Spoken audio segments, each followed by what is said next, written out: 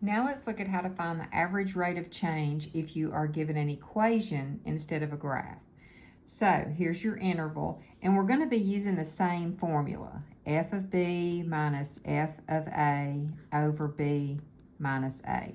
Well, here's F of X, and your interval still correlates to A and B just like this. So let's find F of B and F of A first. F of A means F of, and we said A is -3. So when we plug -3 into the given equation, that's going to be -3 squared plus 5 times -3 minus 2. All right, -3 squared is 9. 5 times -3 is -15 minus 2. And 9 minus 15 minus 2 is -8. So that's F of A. Now let's find F of B. So we're going to do the same thing, but with B. We're going to fill in -1.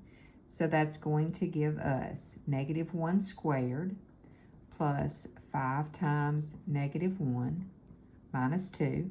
-1 squared is 1. 5 times -1 is -5 minus 2.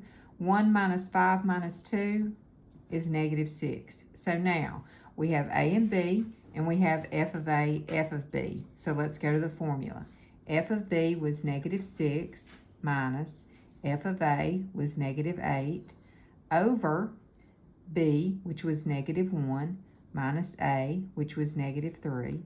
So -6 plus 8 is 2 over, this changes to plus a +2. So the average rate of change is 1. All right, let's look at one more. Now this one, instead of giving you the interval in the inequality format, it's in the bracket format, but it's the same thing. The first one is A, the second one is B. Same formula. So the first thing we're going to do is find F of A. Well, if this is A, we're going to take this and fill it into here. So we're going to find F of -1. All right, that's going to be -1 squared minus 2 times -1 minus 2. -1 squared is 1. -2 times -1 is +2 minus 2. So 2 minus 2 is 0.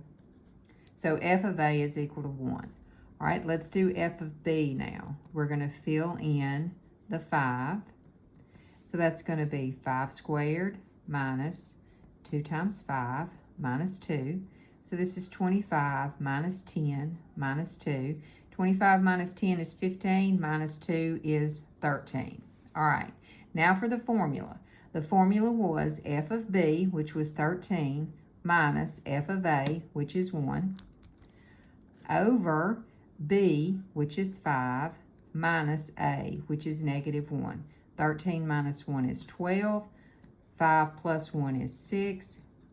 So your average rate of change is 2.